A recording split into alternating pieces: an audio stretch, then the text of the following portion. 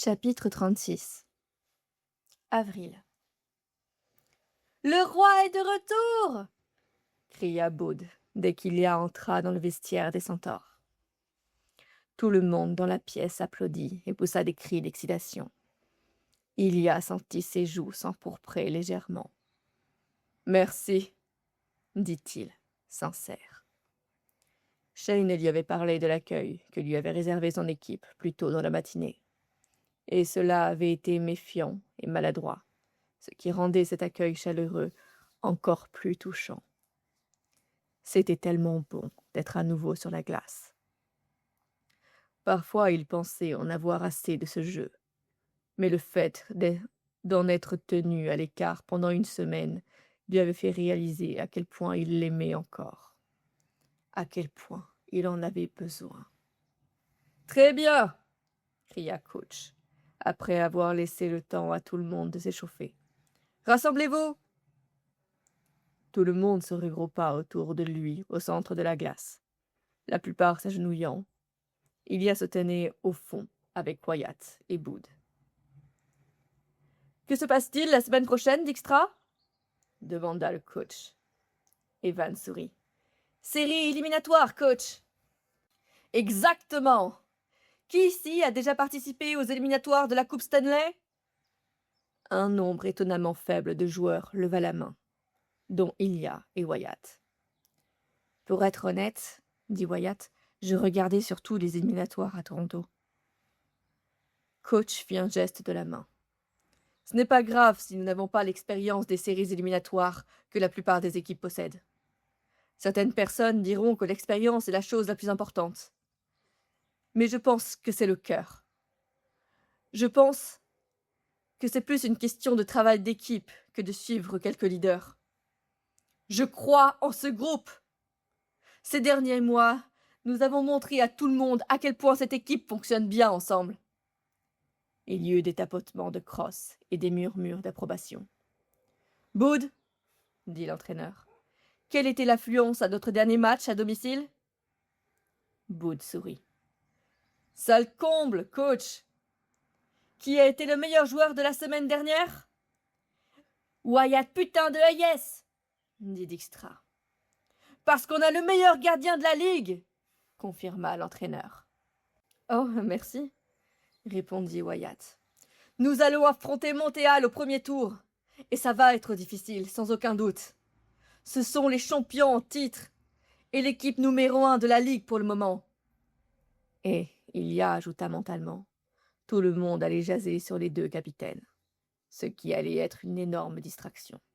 « Nous les avons déjà battus, et nous pouvons le refaire, déclara le coach. « Rose, tu es de retour en ligue avec Baude et Barrett. Au travail. » Les entraîneurs les firent travailler dur tout au long de l'entraînement, et toute l'équipe était épuisée quand ils purent retourner au vestiaire.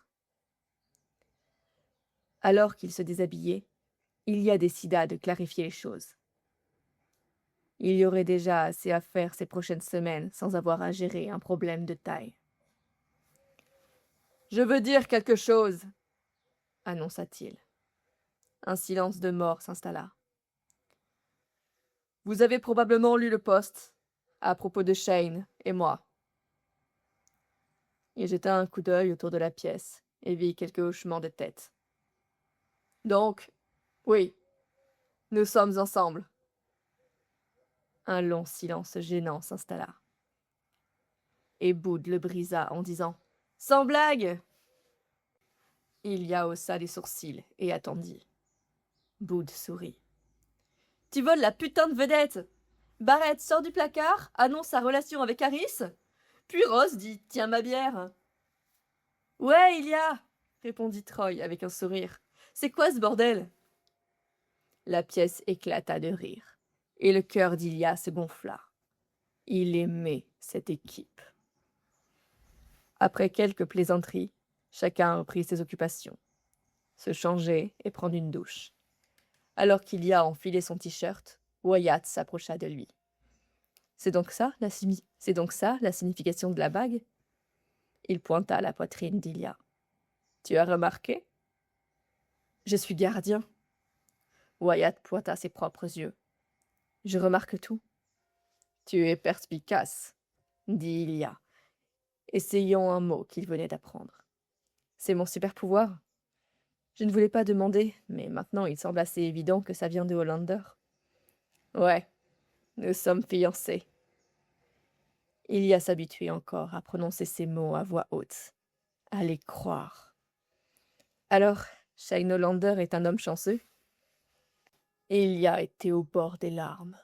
Alors il serra Wyatt dans ses bras pour cacher son visage. Merci, dit-il. Pas de problème.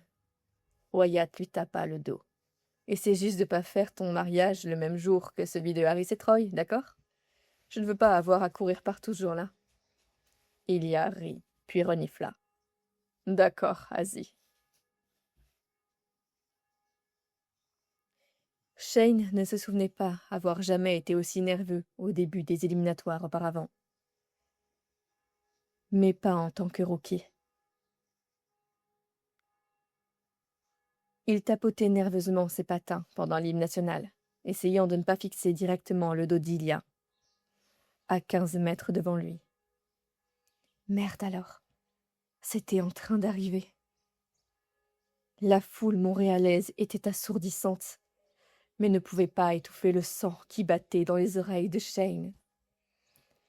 Il devait se ressaisir, parce que oui, c'était étrange de rester debout sur la glace avec Ilia, alors que tout le monde savait.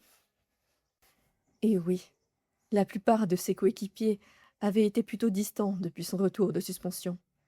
Mais l'équipe avait tacitement convenu de ne pas en parler, ce qui aurait dû le soulager, mais qui, au contraire, le rendait malheureux. L'équipe d'Ilia l'avait accueilli à bras ouverts. Ils en avaient même plaisanté. Shane avait l'impression de jouer à une version interminable du jeu de société Opération. Et la moindre erreur, le moindre faux pas, lui vaudrait une décharge électrique. C'était épuisant, et c'était une pression dont il n'avait pas besoin, en plus des attentes habituelles des fans de Montréal pour les éliminatoires. Enfin, le moment de la mise en jeu arriva.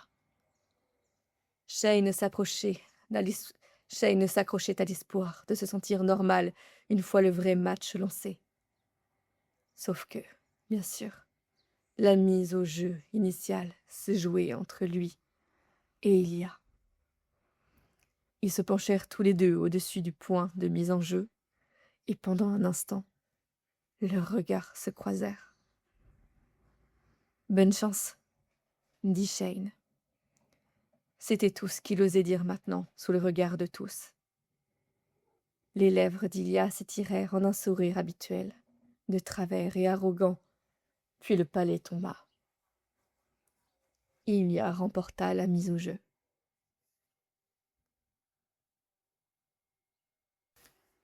Putain, les matchs des séries éliminatoires étaient intenses. Ilia l'avait presque oublié.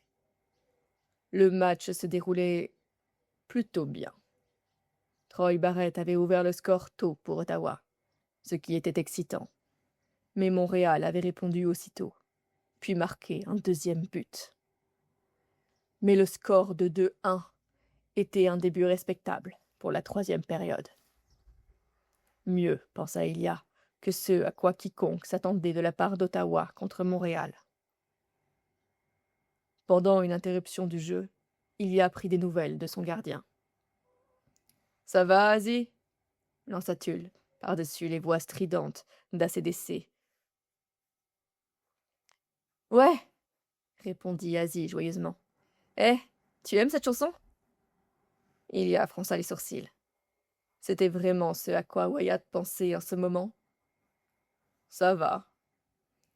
J'ai toujours trouvé que ça commençait fort et que ça retombait un peu vite, mais bon, je sais pas. Bref, marque un but, d'accord ?» Ni Ilia ni Shane n'avaient encore marqué. Ilia remarqua que Shane était un peu à côté de la plaque pendant tout le match. Il ne maniait pas le palais aussi bien que d'habitude. Il ne se créait pas des occasions de marquer qui le caractérisaient. Ilia voulait demander à Shane comment il allait. Il voulait le serrer dans ses bras. Mais ils avaient convenu de ne pas se voir hors de la glace pendant les séries éliminatoires. Parce que, malgré tout le reste entre eux, ils étaient deux stars de la NHL qui voulaient tous les deux gagner la Coupe Stanley. Et aucun n'était prêt à laisser son fiancé se mettre en travers de leur chemin. Ilya n'était pas sûr que ce soit une bonne stratégie. Après une semaine séparée de Shane, il avait envie de s'arracher la peau. Il y avait donc plus d'une raison de mettre fin rapidement à cette série, même si cela signifiait que l'un d'eux devait perdre. Alors qu'il se préparait au face-à-face au début de la 3e période, Ilya remarqua un écart doré sur le cou de Shane. « Tu as une chaîne maintenant ?» demanda Ilya à voix basse. « Oui, » répondit Shane. « Et une bague. » Ilya sourit et perdit complètement la mise en jeu.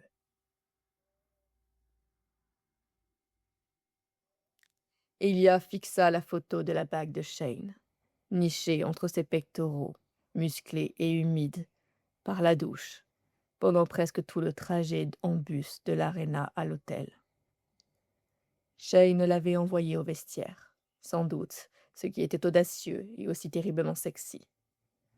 Cela atténuait un peu la douleur de la défaite 2-1. Il attendit d'être en sécurité dans sa chambre d'hôtel avant de répondre à Shane. « Puis-je revoir cette bague ?» Quelques minutes plus tard, une demande FaceTime de Shane apparut sur son téléphone. « Salut ?» dit Shane. Il était torse nu, la bague bien visible.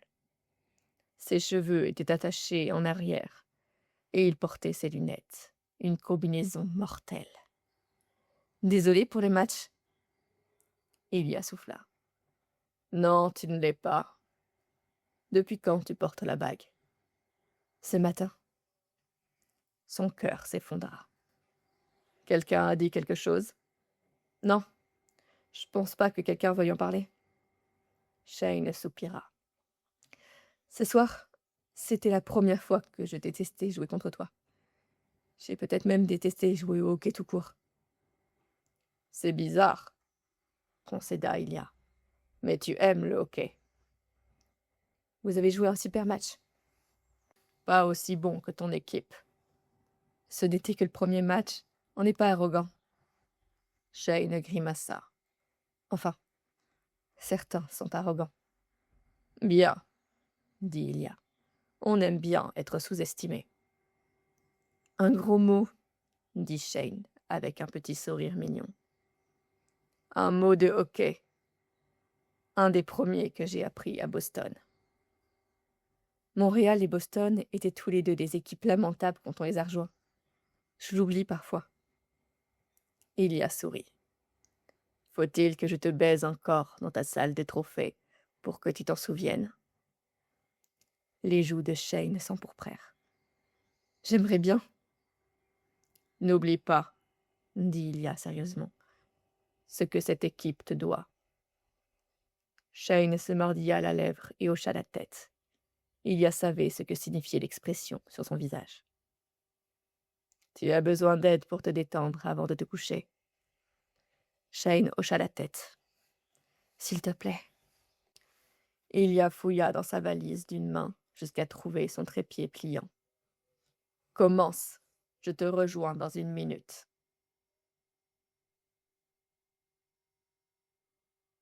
Ottawa fit taire la foule montréalaise en remportant le 2e match. Puis les deux équipes se rendirent à Ottawa pour les 3e et 4e matchs. Ottawa fit rougir son public local en remportant le 3e match, puis Montréal gagna le 4e, égalisant la série à 2 victoires partout. De retour à Montréal, et les voyageurs ont écrasé les Centaures 6-1, les mettant au pied du mur. Ottawa devait gagner le match suivant, chez lui, à Ottawa, sinon il serait éliminé. L'aréna d'Ottawa était bondée pour le 6e match. Il avait affiché complet pendant la majeure partie des 3 derniers mois. Mais cette nuit-là, Ilia trouva que le bruit rivalisait avec la foule de Montréal. Les centaures se lancèrent sur la glace sous le rugissement assourdissant de leurs partisans. « Le bruit te fait peur ?» demanda Shane, alors qu'il se préparait au largage du palais. « Je sais que tu n'y es pas habitué. » Ilia renifla. « Ce n'est rien. Attends que je marque un point. »« Ah ouais? C'est pour quand ?» Ilia se pencha sur le cercle. « Tout de suite. » Il remporta la mise au jeu, renvoyant le palais à Dijkstra et se mettant immédiatement en formation avec Troy et Bood, comme à l'entraînement. Il regarda Troy esquiver Aiden et recevoir la passe de Dijkstra. Ilia s'assura d'être exactement là où il devait être quand Troy lui envoya le palais. Et dès qu'il toucha sa lame, Ilia s'élança. Gigi était devant lui, ce qui représenterait clairement un défi, mais Ilia était prêt. Il remit le palais à Bood, se déplaça rapidement sur le côté du but et attendit le tir de Bood. Ilia était là pour la déviation et dirigea le palais au-dessus de la jambière tendue de drapeau, portant le score à 1-0 pour Ottawa, moins de 30 secondes après le début du match. Troy s'écrasa contre Ilia, percutant la vitre, la bouche étirée en un large sourire. « On y va, putain! Carrément !» Ilia le serra dans ses bras, tandis que Bood se jetait contre eux deux. « Là, c'est vraiment cool !» cria Bood. Ilia sourit à la foule, une mer de maillots rouges des centaures. Continuons. Montréal ne leur facilita pas la tâche, mais Ottawa finit par remporter le match 4-3. Ainsi, Ottawa, lors de leur première participation aux séries éliminatoires depuis plus de 10 ans, avait mené la série jusqu'au 7e match. Contre la première équipe de la Ligue et les champions en titre de la Coupe Stanley. « Faites chier tout le monde !» hurla Bood dans le vestiaire après le match. « Balayage facile pour Montréal, mon œil! On vient de foutre en l'air les pronostics des séries éliminatoires de tout le monde !» Tout le monde dans la pièce était de très bonne humeur. Ilia y compris. Mais jouer un 7e match contre son petit ami allait être intense. C'était le moins que l'on puisse dire.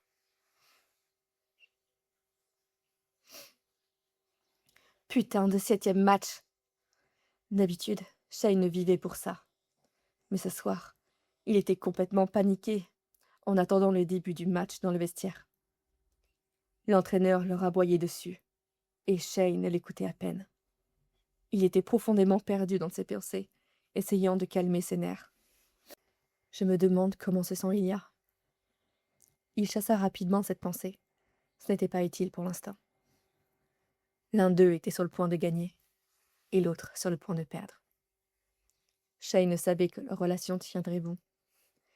Ils avaient été rivaux toute leur carrière, et il n'y avait aucune raison de commencer à être mesquins maintenant. Mais malgré tout, cette série lui semblait plus importante que tout ce qu'ils avaient affronté auparavant.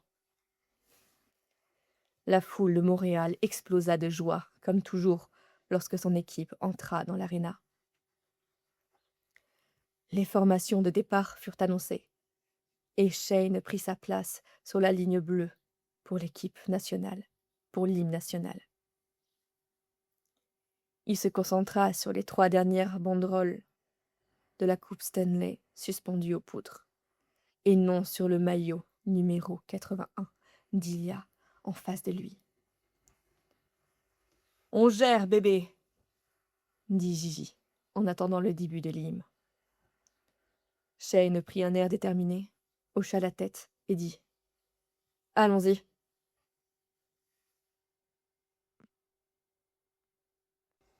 Le match fut une véritable bataille, puis cela dégénéra en putain de prolongation. Évidemment. Tout le monde était épuisé, mais prêt à tout pour gagner. Il restait moins de 5 minutes de la première prolongation et Shane redoutait une deuxième. Il se pencha pour la mise en jeu contre Ilya, dans la zone d'Ottawa. « C'est amusant, » dit Ilya, d'un ton détaché. « J'avais oublié ce que ça fait d'avoir des enjeux aussi élevés. Ce sera moins amusant quand je marquerai dans quelques secondes. » Ilya sourit malgré son protège-dents, puis remporta le face-à-face. Shane ne laissa pas Ottawa garder le palais longtemps. Il le vola à Zay Brodman, puis chercha rapidement du regard un coéquipier à qui la donner avant de se faire plaquer par Troy Barrett. Il repéra Gigi et lui envoya le palais pour donner un peu d'air à Montréal. Shane réussit à esquiver le coup de Troy au moment même où il voyait Ilya intercepter la passe de Gigi. Merde! Ilya s'élança et Shane se précipita à sa poursuite. En quelques secondes, ils étaient complètement seuls, franchissant la ligne centrale. Et Shane était bien placé pour subtiliser le palais. Il était sur le point de le faire, quand il trébucha en avant et s'écrasa sur la glace, frustré. Impuissant, il ne put rien faire d'autre que regarder Ilya porter le palais jusqu'au filet et le loger entre les jambières de Drapeau. Merde, merde, merde! Shane n'en revenait pas. Les espoirs de Montréal de remporter la Coupe Stanley, leur espoir d'éliminer ce foutu Ottawa, venaient d'être anéantis parce que Shane avait trébuché. Il aurait de la chance s'il n'était pas recouvert de goudron et de plumes ici même, dans l'aréna. Il regarda misérablement à genoux le banc d'Ottawa envahir la glace et s'entasser sur Ilya pour célébrer la victoire. Finalement, il sentit une main sur son épaule et sut, sans même regarder, que c'était Hayden. « C'est fini, mon pote, » dit Hayden. « Viens te mettre en rang pour la poignée de main. » Shane s'efforça à se relever et patina jusqu'à l'endroit où ses coéquipiers s'étaient entassés en un groupe dévasté, attendant qu'Ottawa cesse de célébrer. L'attente risquait d'être longue. « Bon match ?» dit Shane à Drapeau, qui avait l'air stupéfait derrière son masque. « Ce n'était pas ta faute. » Drapeau fixa son regard intense du gardien sur le visage de Shane et dit froidement « Je sais. » Il s'éloigna en patinant, laissant Shane confus et contrarié. Évidemment, Shane aurait pu arrêter Ilya s'il n'avait pas trébuché. Mais ce n'était pas dans les habitudes de Drapeau d'être un putain d'abruti. Ils se mirent en rang pour les poignées de main. Shane était encore en proie à un tourbillon de honte, de confusion, de déception et de colère. Il serra la main de plusieurs centaures à toute vitesse, puis réalisa que chacun d'eux lui disait des choses gentilles. Il remarqua d'abord avec Troy Barrett. L'autre homme serra fermement la main de Shane, puis l'attira à lui dans une étreinte rapide et fraternelle. « On se voit au camp d'été, d'accord ?»« Vraiment ?» C'était la première fois que Shane en entendait parler. « Ouais. » Troy se recula et sourit, ses yeux bleus vifs pétillant de frissons de la victoire. « Bout de scie, je crois. On est enthousiaste. » Il libéra la main de Shane. « J'espère qu'on pourra être amis, tu sais. » D'une manière ou d'une autre, Shane avait complètement oublié que Troy était gay. Malgré son coming out très public il y a quelques semaines, et le fait qu'Ilya n'arrêtait pas de parler d'un couple formidable qu'il formait avec Harris. « Carrément ?» dit Shane. Troy lui tapota le bras une dernière fois, puis s'éloigna. Shane serra encore quelques mains et reçut d'autres mots gentils. Puis il se retrouva face à Ilya. Shane ne savait pas quoi faire. Il voulait prendre Ilya dans ses bras et le respirer, lui dire qu'il était fier de lui. Il était aussi tellement en colère qu'il pouvait à peine regarder le visage joyeux d'Ilya à cet instant. Sauf qu'Ilya n'avait pas l'air ravi. Il avait l'air inquiet et peut-être tout aussi incertain que Shane. Shane savait qu'environ 1 million de photos étaient prises d'eux en ce moment. Des photographes professionnels sur la glace, des milliers de fans prenant des photos avec leur téléphone, et des gens chez eux créant des gifs qui resteraient sur Internet pour toujours. Il savait. Mais tout ce qu'il vit à ce moment-là, c'était l'expression méfiante d'Ilya.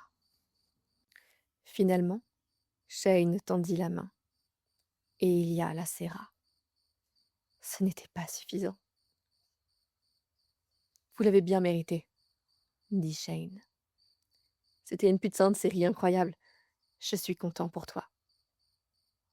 Il ne mentait pas. Il était surtout déçu de ne pas pouvoir en faire partie. Je croyais que tu m'avais eu, dit Ilya. Ouais. Ça, j'ai dû trébucher ou quelque chose comme ça. Putain, la honte. Shane soupira. Tu prends l'avion ce soir? Ouais. Et demain, c'est New York. Oh. Shane allait proposer de conduire jusqu'à Ottawa ce soir et de retrouver Ilya à la maison plus tard. Ilya avait dû le voir dans ses yeux. Repose-toi ce soir. Shane aurait voulu protester, disant qu'il avait besoin d'Ilya plus que de sommeil, ou de nourriture, ou d'oxygène. Mais en vérité, il savait qu'il allait s'effondrer violemment dans une demi-heure, complètement vidé après cette intense série. Il hocha la tête et dit « Botte le cul de Scott Hunter, d'accord ?» Ilya sourit, arrogant et sexy. « J'ai hâte. » La poignée de main s'arrêta avec Wyatt, qui prit Shane dans ses bras. « C'est toujours un plaisir de te voir jouer, Hollander. Je te verrai en juillet. » Toi aussi, Wyatt. Bonne chance à New York. Oh merde, il faut qu'on gagne encore un de ces matchs? Shane rit et tapota le gigantesque protège-poitrine de Wyatt. Je suis à fond derrière toi. Ce n'est que lorsque Shane fut de retour dans les vestiaires qu'il commença à remarquer que ce n'était pas seulement Drapeau qui semblait lui en vouloir. J'arrive pas à croire que j'ai trébuché, putain, dit Shane à Gigi, alors qu'ils jetaient leur maillot dans la poubelle à linge. Vraiment? Shane se tendit. Qu'est-ce que ça veut dire?